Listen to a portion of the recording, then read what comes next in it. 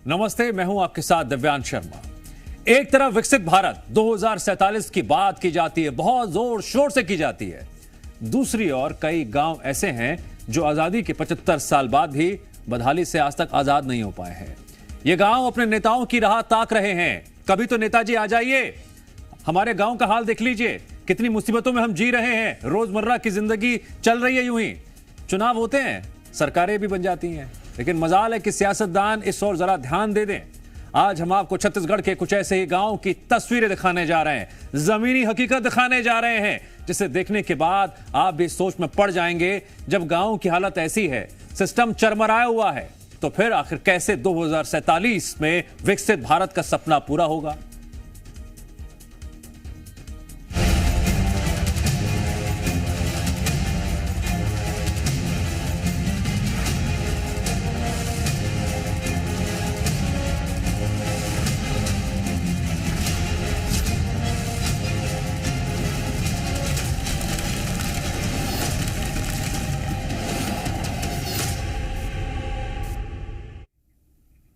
जब भी कोई चुनावी सीजन आता है, सियासतदान सरपट दौड़ लगा देते हैं अपने अपने क्षेत्र में। हम ये करेंगे, हम वो करेंगे। बड़े बड़े वादों की फहरिस्त जुबानी तौर पर जनता को थमा दी जाती है, लेकिन दावे धरे के धरे रह जाते हैं। जब चुनाव संपन्न हो जाते हैं, कुर्सी मिल जाती है, और जिन मुसीबतों से गांव वाले जूझ रहे होते हैं, वो मुसीबतें कभी खत्म नहीं होती हैं।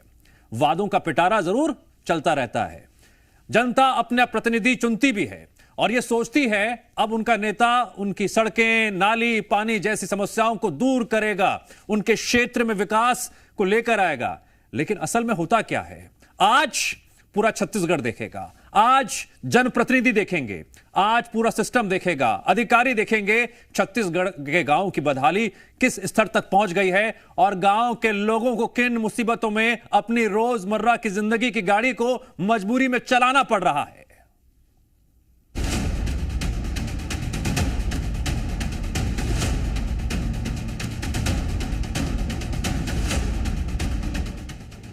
छत्तीसगढ़, जिसके लिए दावा किया जाता है कि ये प्रदेश तेजी से विकास की ओर बढ़ रहा है, लोगों को मूलभूत सुविधाएं मिल रही हैं और अब गांव भी शहरों की तरह विकास कर रहे हैं।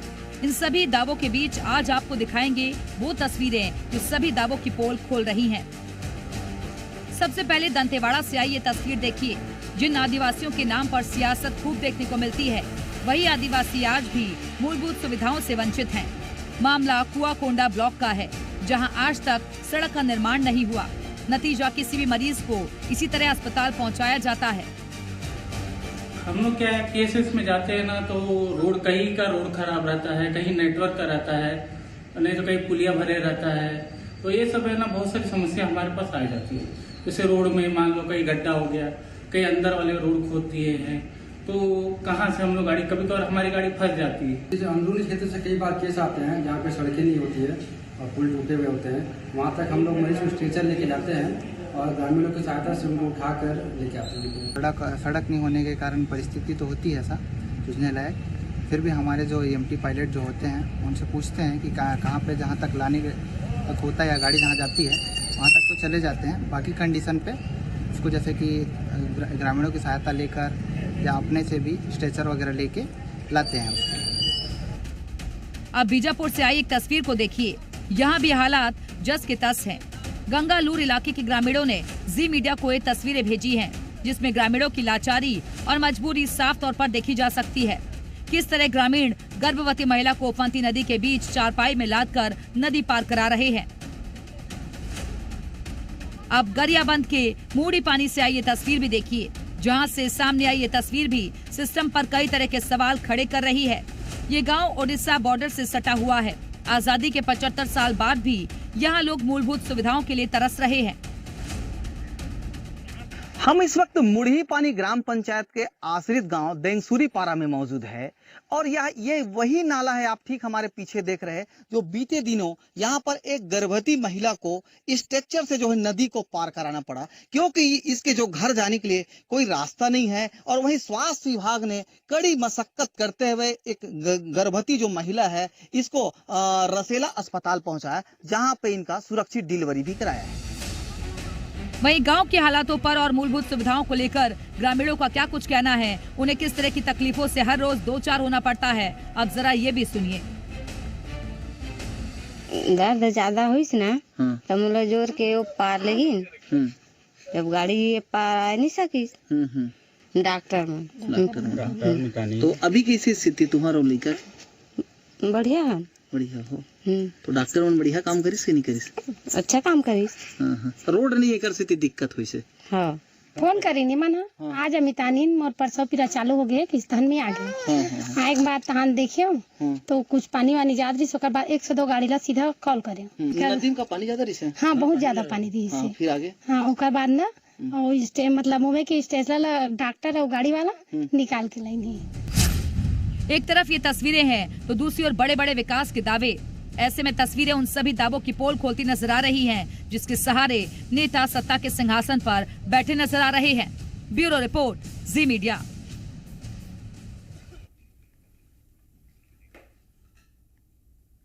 छत्तीसगढ़ प्रदेश के स्वास्थ्य मंत्री हैं श्याम बिहारी जायसवाल जी।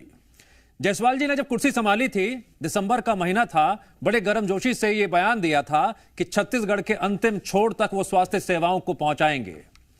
दिसंबर का बयान था, आज की तस्वीरें हैं, जमीनी हकीकत पूरा छत्तीसगढ़ देख रहा है। लेकिन बड़ा सवाल यह है कि स्वास्थ्य मंत्री जी इन तस्वीरों को कितनी गंभीरता से ले रहे हैं। वो ये कह रहे हैं कि वो लगातार स्वास्थ्य सेवाएं दुरुस्त करने में लगे हुए हैं, लेकिन कब तक दुरुस्त होंगी, मंत्री जी ने ये नहीं बताया, ना समझाया। साथ ही यह भी नहीं बताया जिन सड़कों के कारण लोग अस्पताल तक नहीं पहुंच पाते हैं, उनका क्या। पूरा छत्तीसगढ़ सुने, मंत्री जी सवालों का जवाब किस अंदाज में दे रहे हैं और आपके भरोसे पर कितना खरा उतर रहे हैं। जो उप स्वास्थ्य केंद्र हैं उनको भी मजबूत कर रहे हैं। प्राथमिक स्वास्थ्य केंद्र है, उसमें पूरी रक्त परीक्षण से लेकर सारी सुविधाओं को डेवलप करने का है। और दूरस्थ अंचल में ग्रामीण बॉन्ड पोस्टिंग के माध्यम से डॉक्टरों की नियुक्ति और पूरा सेटअप के साथ और पूरी दवाइयाँ, उपकरण, सभी चीज़ की मॉनिटरिंग की जा रही है। और ग्रामीण अंचल में बस्तर क्षेत्र में भी हम उप स्वास्थ्य केंद्र से नीचे भी जो पहुंच विहीन एरिया है उस तक जा रहे हैं। तस्वीरें भी आपने देख ली, बयान भी आपने सुन लिए। अब कुछ सवाल हैं जिनका सामना सिस्टम को करना है, छत्तीसगढ़ प्रशासन को करना है, शासन को करना है। सबसे प्रमुख सवाल, विकास के दावे जमीनी धरातल पर कब पूरे होंगे। सवाल नंबर 2, विकास के नाम पर केवल क्या धोखा मिल रहा है? क्या एक माया जाल, भ्रम जाल फैलाया जा रहा है? हम सब कुछ कर रहे हैं लेकिन जमीन पर क्या हो रहा है? सवाल नंबर 3, क्या विकास के दावे महज वोट बैंक के लिए हैं? चुनाव आएंगे, वादा करेंगे और उसके बाद भूल जाएंगे। सवाल यह भी, आदिवासियों पर खूब सियासत होती है लेकिन सुविधाएं उन तक क्यों नहीं पहुंच पा रही है जवाब। सवाल यह भी, कब तक चारपाई के सहारे मरीज अस्पताल पहुंचते रहेंगे? कौन देख रहा है? और अगर नहीं देख रहा है तो देखिए आज बीमार सिस्टम में आखिर कब होगा सुधार। इन सवालों के लेकर हम अपने सहयोगियों के पास पहुंचेंगे भी और उनसे ग्राउंड रिपोर्ट भी लेंगे। हमारे सहयोगी अलग अलग जिलों से जुड़ रहे हैं। रायपुर में मौजूद हैं तृप्ति सोनी, दंतेवाड़ा में रिकेश्वर राणा मौजूद हैं, बीजापुर में पवन दुर्गम मौजूद हैं। सबसे पहले मैं रुक करता हूं तृप्ति सोनी का। तृप्ति, ये विडंबना है, स्वास्थ्य मंत्री जी ने बहुत पहले कहा था कि छत्तीसगढ़ के अंतिम छोर तक हम स्वास्थ्य सेवाएं पहुंचाएंगे। क्या पहुंचाएंगे? चारपाई से मरीजों को ले जाया जा रहा है, इससे बड़ी दुर्दशा और क्या हो सकती है? देखिए, ये दुर्दशा आज की नहीं है। जिस तरीके से लगातार हमने देखा है कि जिन जिन इलाकों की तस्वीरें हमने दिखाई है वो सारे दुर्गम और बीहड़ इलाके हैं। उन इलाकों तक सड़क क्यों नहीं पहुंच पाई, ये सबसे बड़ा सवाल है। जब एम्बुलेंस के कर्मचारी चारपाई में ढो के पैदल चल के मरीज को लेके आते हैं तो ये अपने आप में संवेदनशीलता उनकी तो दिखाई देती है, लेकिन सवाल ये खड़ा होता है कि जब हम दशरथ मांझी का जिक्र करते हैं ना फिल्मों में कि कैसे पहाड़ काट के सड़क बना दी, तो सरकार के पास तो पूरी मशीनरी होती है कि आखिर क्यों गाँवों तक। नेशनल हाईवे तो तेजी से बन जाते हैं, लेकिन नेशनल हाईवे के बगल में जो गांव पहुंचना है, जो गांव है, वहां पगडंडी ही रह जाती है, गांव का रास्ता नहीं बन पाता। इसलिए ऐसी नौबत आती है खास तौर पे बस्तर के इलाकों में जहां पर सड़कें नहीं बन पाती। ये तो एक हालत है कि चारपाई से उठाकर लाया जा रहा है और बीमार पड़ने की नौबत इसलिए आती कि कई बार पानी नहीं होता, झीरिया का पानी पीने की मजबूरी होती है। इसलिए सवाल ये खड़े होते हैं कि विकास का संतुलन क्यों नहीं है ऐसे दुर्गम इलाकों में, जबकि पहली प्राथमिकता होनी चाहिए दुर्गम इलाकों में। रायपुर की चकाचौंध भरी रौनक से नेताओं को फुर्सत नहीं है इन दुर्गम क्षेत्रों की तरफ देखने के लिए, इन दुर्गम क्षेत्रों के लोगों की समस्याओं को समझने के लिए बड़ा सवाल है। रिकेश्वर राणा, आप इतनी हिम्मत के साथ लगातार फुटेज भेजते हैं, ऐसी ऐसी जगह पहुंचते हैं जहां पर पहुंचना आसान भी नहीं होता है। अधिकारियों को जाने में दिक्कत क्या है? जनप्रतिनिधियों को वहां जाने में दिक्कत क्या है? आलस कर रहे हैं या फिर उन्हें कोई मतलब नहीं है, बस चुनाव आएंगे तब पहुंचेंगे, वादे करेंगे और फिर पीछे मुड़कर देखेंगे नहीं? जी दिव्यांश, बता दूं कि बीते 15 अगस्त को भारत को आजाद हुए लगभग 78 वर्ष हो गए, लेकिन 78 वर्ष के इस भारत में आज भी कई ऐसे गांव हैं जो विकास के इंतजार में हैं। यह जो गांव है मूल रूप से पूरे अपने मूलभूत सुविधाओं से वंचित है। जी कई ऐसे भी गांव है जहां नक्सलवाद रोड़ा बन के आ रहा है, तो कई ऐसे भी है जहां शासन प्रशासन नाकाम हो रही है, कहीं भ्रष्टाचार सामने आ रहे हैं। और मेन देखा जाए तो बुरगुम जो नक्सल प्रभावित क्षेत्र है, इन क्षेत्रों में जो है सरकार विकास के दावे करती है, लेकिन इन सभी जगहों पर जो है विकास के दावे फैल रहे हैं। ऐसे जगहों पर जब किसी गर्भवती महिला को जब चारपाई के सहारे लाया जाता है, तो यह सब दावे जो सरकार के जो दावे वो सिस्टम के पूरा पोल खोलते नजर आ रहे हैं। देखा जाए तो यह सरकार की बड़ी नाकामी है। एक तरफ तो सरकार जो है नक्सलवाद पे जो है नक्सल उन्मूलन के तहत जो है अतिरिक्त जो पैसा जो सर राजस्व बटोर राजस्व उसमें वो करती है, लेकिन देखा जाए तो ऐसी जगहों पर जो है जिला प्रशासन जो है तालमेल की कमी नजर आ रही है, स्वास्थ्य विभाग की तालमेल की कमी नजर आ रही है। जब ऐसे क्षेत्रों में सिस्टम को जंग लग गई है, क्या सिस्टम सिर्फ दफ्तर की शोभा बढ़ा रहे हैं? आज छत्तीसगढ़ इन समस्याओं को बड़ी बारीकी से देख रहा है, लेकिन सिस्टम कितना बारीकी समझ रहा है? बीजापुर से जो तस्वीरें सामने आई हैं पवन, वो तो वाकई में रुलाने वाली हैं, परेशान करने वाली हैं। क्या नेताओं के आंसू सूख चुके हैं? देखिए दिव्यांश, निश्चित तौर से ये कह सकते हैं कि नेताओं के आंसू सूख चुके हैं, लेकिन क्या ब्यूरोक्रेट्स के भी आंसू सूख चुके हैं? ये वो इलाके हैं जहां से वोट बराबर मिलते हैं। चुनावी वक्त में जो नेता हैं पैर को ऊपर तक चढ़ा के नदी को पार करके उस गांव तक जरूर पहुंचते हैं। जो अधिकारी वो भी वहां पे पहुंचते हैं और फोटो सेशन भी होता है और अखबारों में मीडिया में बहुत अच्छे से उनको बुनाया भी जाता है। लेकिन क्या जरूरत की चीजें वहां तक जा रही हैं? क्या सड़क वहां तक पहुंचाई जा रही है? क्या पुल वहां तक पहुंचाई जा रही है? तो जवाब है जी नहीं। अगर एक गर्भवती महिला को एम्बुलेंस नहीं मिलती है, वो दरकार लगाती है उस पवन, मैं चाहता हूं कि गंगालूर क्षेत्र की खासकर आप बात करें कि यहां पर चुनावों में नेता कितना आते हैं और चुनावों के बाद क्या स्थिति रहती है? जी निश्चित तौर से चुनाव के टाइम में हर वो नेता जिसको नक्सलियों से दहशत होती है या नक्सल टारगेट पे है, वो वहां जरूर पहुंचते हैं। और गंगालूर दिव्यांश वो इलाका है, अगर देश भर में कहीं भी कोई नक्सल वारदात होती है और उसमें कोई नक्सली मारा जाता है, तो निश्चित तौर से मानिए कि एक व्यक्ति गंगालूर इलाके का जरूर रहता है। सघन माओवादी इलाका है और वही इलाका है जहां पे गृह मंत्री भी आए थे, पालनार आए थे, नियत निलानार के तहत लोगों से मिले थे, लोगों की जरूरतें जो है वो पूछी थी, उनकी समस्याएं सुनी थी। लेकिन आजादी का 78वां जो आजादी का स्वतंत्रता दिवस हमने मनाया, हम अमृतकाल की बात कर रहे हैं, हम विकसित भारत की बात कर रहे हैं, लेकिन आज भी वो इलाके ऐसे हैं जहां ये दावे फेल होते हैं। आप बात करें बीजापुर से जो तेलंगाना को जोड़ने वाली सड़क है तिम्मापुर, बीते दिनों हम जी मीडिया ने एक तस्वीर दिखाई थी जिसमें सुरक्षा बल के जवान एक महिला, गर्भवती महिला को और उसके प्रीमेच्योर बच्चे को एक नाव बनाते हैं ड्रम के सहारे और उससे वहां से पार कराया जाए। तो सिस्टम एक तरीके से फेल है, जो दावे किए जाते हैं वो यहाँ पे फेल हैं। नेता सिस्टम अगर यूं ही फेल होता रहेगा तो फिर जनता का क्या हाल होगा? यही तो विडंबना है जो आज मुद्दा तो है के जरिए छत्तीसगढ़ वासियों के सामने हम इन समस्याओं को इन तस्वीरों के जरिए रख रहे हैं।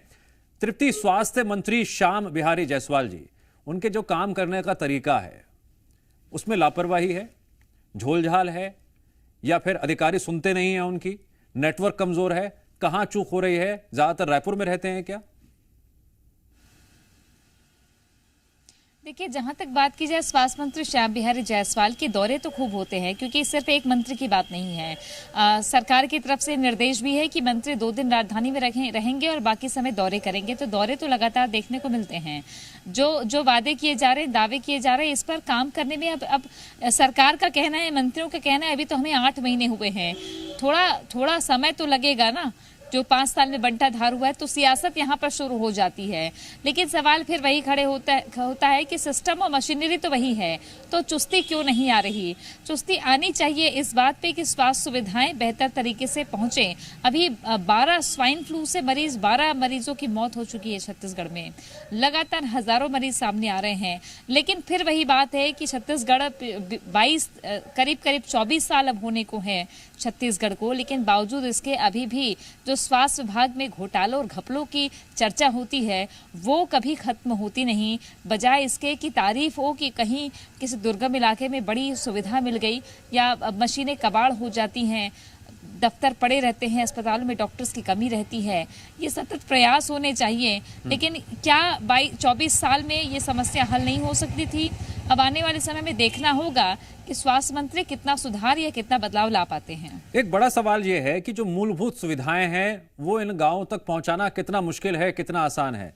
रिकेश्वर राणा, सियासतदान तो सियासत भी करते हैं, सियासत की रोटी पकाते भी हैं, खिलाते भी हैं, लेकिन क्या वाकई में उन जगहों पर जहां पर रोड नहीं है या फिर मेडिकल सुविधाएं पहुंच नहीं पा रही हैं, इतना मुश्किल है क्या? कितना वक्त लग जाएगा कम से कम अगर ऐसी गति से काम होता रहेगा? चुनावों में तो हमने देखा है कि टीम बहुत दूर दूर इलाकों में पहुंच जाती है चुनाव कराने के लिए, लेकिन यहां पर मूलभूत सुविधाएं, मैं बस बात कर रहा हूं एम्बुलेंस की, मैं बात कर रहा हूं सड़क की, एक अच्छी सड़क ना सही ऐसी सड़क तो बना दें कम से कम लोग वहां से निकल सकें। जी, देखा जाए तो जब चुनाव का वक्त होता है तो नेता जो है सुरक्षा बलों के दम पर जो है गांव के अंतिम छोर तक वोट बटोरने तो चले जाते हैं, लेकिन जब बात आती है तो स्वास्थ्य सुविधाओं की, उन जगहों पर सड़क पहुंचाने की, एम्बुलेंस पहुंचाने की, तो इन सब जगहों पर जो है सरकार के साथ जो है जिला प्रशासन, जो प्रशासन है वो भी फेल हो जाती है। अगर लिहाजा जो स्वास्थ्य अधिकारी और जितने भी जिला प्रशासन के अधिकारी अगर रिकेश्वर, आप जरा प्रैक्टिकल जवाब दीजिए, क्यों मुश्किल है सिस्टम के लिए, क्या दिक्कत आ रही है? आना नहीं चाहते हैं? खुल के बताइए, आना नहीं चाहते हैं या फिर इन लोगों से इन्होंने बिल्कुल साइड कर दिया है इन लोगों को कि जो होगा देखा जाएगा, या फिर इन जगह तक पहुंचना मुश्किल है, या फिर स्टाफ की कमी है? असल वजह क्या नजर आती है आपको? कई जगहों पर स्टाफ की कमी होती है और कई जगहों पर जो नक्सल प्रभावित क्षेत्र होते हैं, नक्सल प्रभावित क्षेत्रों में जो है नक्सल के कारण जो है कई जगह सड़क नहीं पहुंची। अगर सड़क पहुंच भी चुकी है तो उस जगहों पर जो है नक्सल संगठन ने उस सड़कों को काट दिया है। उन जगहों पर जो है जिला प्रशासन और जो एम्बुलेंस पहुंच नहीं पाती, तो अगर उन जगहों पर जो सुरक्षा व्यवस्था लगाकर जो सड़कों को ठीक किया जाए, है कि जब लोन वराटू अभियान का जिक्र होता है एंटी नक्सल अभियान का, तो फिर ऐसी समस्या क्यों आ रही हैं? पवन दुर्गम, क्या यहां पर भी यही डर है, इस वजह से विकास नहीं पहुंच पा रहा है, या कुछ और ऐसी बातें हैं जो अधिकारी नजरअंदाज कर रहे हैं? क्या कमी नजर आ रही है? आपने पिछले कई सालों से आप यहां पर ग्राउंड रिपोर्ट कर रहे हैं, इतनी बड़ी समस्या है कि सड़क तक नहीं आप बनवा सकते हैं या फिर आप एम्बुलेंस तक नहीं पहुंच पा सकते? दिव्यांश, इसको आप ऐसे समझिए, इच्छा शक्ति की कमी है। एक तरीके से देखेंगे, जो खुकार नक्सली है, बड़ा जो मास्टरमाइंड माना जाता है आज के डेट में देश भर में, जिसकी जो मोस्ट वांटेड एक तरीके से हिडमा, उसके गांव तक कैंप पहुंच जाती है, उसके गांव तक सड़क पहुंच जाती है, और उसी इलाके में बीजापुर से सुकमा को जो जोड़ने वाली सड़क है, बीजापुर से आपका सुकमा तरफ जाने वाली जो सड़क है दोरनापाल तक, वहां तक सड़क पहुंच जाती है। तो सीधे सीधे इच्छा शक्ति की कमी है। अगर सरकारों ने समय रहते ध्यान दिया होगा तो ये जो इलाके हैं जहां जिसकी हम बात कर रहे हैं, जहां सड़क नहीं है, बुनियादी सुविधाएं नहीं है, राशन नहीं पहुंचाया जा सकता, एम्बुलेंस नहीं पहुंचाई जा सकती, स्वास्थ्य सुविधाएं नहीं पहुंचाई जा सकती, अगर बाढ़ ज्यादा हो तो जो गर्भवती है उसको बाढ़ के उस पार बिना मेडिकल फैसिलिटी के, बिना मेडिकल कर्मचारी के उस तरफ उसको डिलीवरी हो जाती है। तो आप सीधे समझिए, आजादी के इतने सालों में जब नक्सलवाद बस्तर के इस इलाके में नहीं था, जब डेवलपमेंट किया जाना चाहिए था, उस टाइम पर डेवलपमेंट नहीं हुआ। अब धीरे धीरे जब ये पूरा इलाका खाली था, खुला था, तो तेलंगाना के रास्ते नक्सलवाद ने बस्तर में और छत्तीसगढ़ में पैर पसार लिया। अब सुरक्षा बल को और सरकार के लिए कहीं ना कहीं बड़ी मुसीबत जरूर है, लेकिन इच्छा शक्ति की सीधे कमी। आप हिडमा के गांव में, खुंखार नक्सली के गांव में सड़क पहुंचा सकते हैं, सिविक एक्शन लगा सकते हैं, हिडमा के परिवार को आप स्वास्थ्य सुविधाएं दे सकते हैं, तो क्या ये इलाके जो गंगालूर का कर्रेमर का रेड्डी है या नंबी है या चिंतावागू है, जहां लोगों की मौत हो जाती है, कई ऐसे मौतें नदी में डूबने से या बहने से हुई है जिनके रिकॉर्ड जिला प्रशासन के पास नहीं, सिर्फ और सिर्फ इच्छा शक्ति और कुछ नहीं। जी तृप्ति, आप रायपुर से लगातार रिपोर्टिंग भी करती हैं, एंकरिंग भी करती हैं, नेताओं से सवाल भी करती आई हैं, क्या इन नक्सल प्रभावित क्षेत्रों तक विकास पहुंचना इतना मुश्किल हो गया है? हम नक्सल इलाकों की जब बात करते हैं तो वहां के नक्सल ऑपरेशन को लेकर हाइलाइट्स देते हैं, सरकार देती है, सिस्टम देता है, कितने नक्सली सरेंडर कर रहे हैं, इस बात को भी हाईलाइट किया जाता है। विकास क्यों नहीं हाईलाइट हो रहा है? देखिए, विकास इसलिए हाईलाइट नहीं हो पाता है, हमने देखा है कि नेशनल हाईवेज तो खूब बने हैं, नक्सलवाद से निपटने के लिए ये धीरे धीरे प्रक्रिया जो चल रही है, जैसा कि केंद्रीय गृह मंत्री अमित शाह ने भी कहा कि हम 2026 मार्च तक इसे खत्म कर देंगे, तो एक चुनौती तो है दिव्यांश, इसे नकारा नहीं जा सकता। लेकिन बावजूद इसके अगर बस्तर छोड़ करके आपने गरियाबंद की तस्वीरें दिखाई, आपने और भी जगहों की तस्वीर दिखाई जो बीहड़ कुछ इलाके हैं, बॉर्डर के इलाके हैं, एक पहल कई जिलों में की गई थी कि बाइक एम्बुलेंस निकाल दीजिए, तो ये पहल पूरे प्रदेश में क्यों नहीं हो सकती? उन इलाकों में जहां पे व्यवस्था हो सके, वॉलंटियर्स क्यों नहीं तैयार किए जाते? एक अच्छी योजना लेकर के चलना होगा।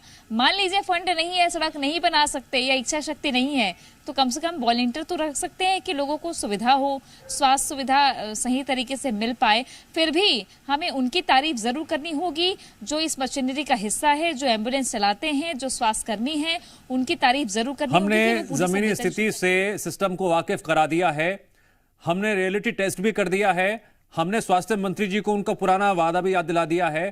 काम तो सिस्टम को ही करना पड़ेगा। जी मध्य प्रदेश छत्तीसगढ़ लगातार यूं ही निगहबानी करता रहेगा, दर्शकों तक बात पहुंचाता रहेगा, क्या सच है, क्या झूठ है और कितना काम हो रहा है, कहां पर क्या क्या कमी है। हमारे तमाम सहयोगियों का शुक्रिया ग्राउंड रिपोर्ट देने के लिए। और यहां वक्त है ब्रेक का।